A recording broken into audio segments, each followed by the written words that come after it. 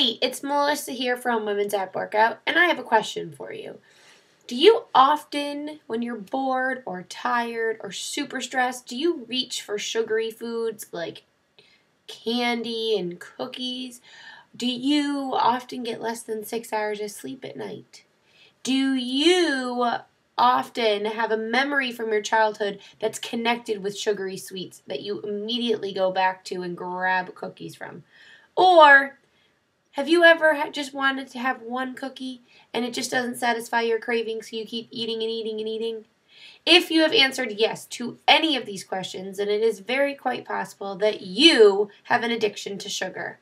Luckily for you, I am here to help you crack that addiction and explain some information as to why you are addicted. I promise there's no rehab involved. Just spend the next couple of minutes with me, your fitness and nutrition expert, Melissa Wall, and I will help you become unaddicted to sugar.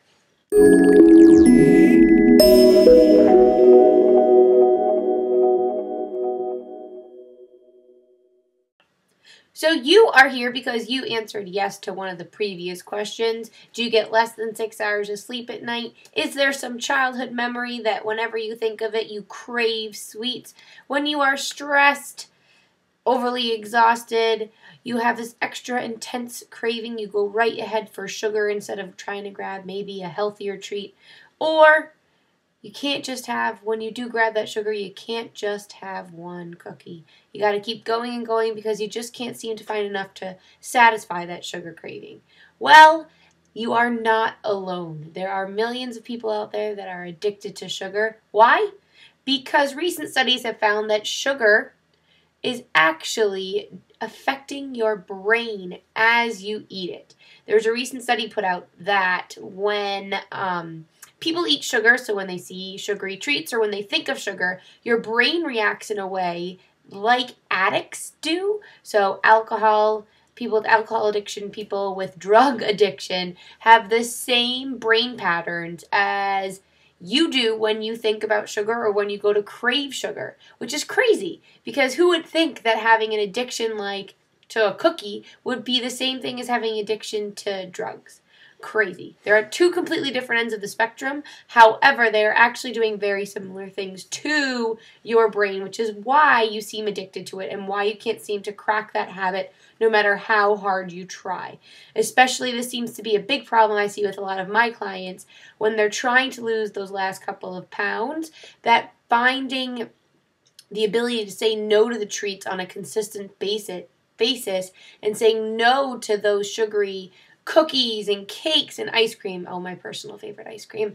It's extremely difficult to say no to those things, and it's completely understandable because your brain is addicted to it. Well, luckily, there are some ways for you to break this addiction, and no, I'm not sending you to rehab. We'll let the people that have alcohol problems and drug problems go there. For us sugar addicts, however, things that you can do.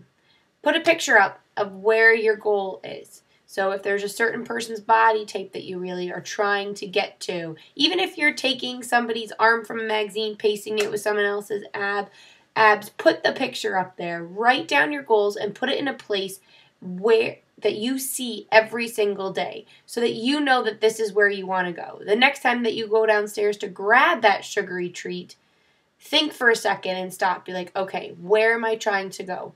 How hard have I worked to get here? Is this treat worth it in order to prevent me from getting there?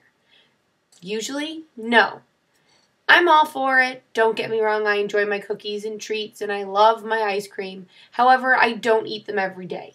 You need to also balance it out. Have one. Can you stop at one? If you can't stop at one, then say no. But do let yourself indulge a little bit because I understand that it's a lifestyle and you can't say no. But you have to be able to monitor it. You have to be able to control yourself with it. Say, okay, today I'm having one. And after that one, go ahead and have a big glass of water so that you have no more room to even consider having another sugary treat.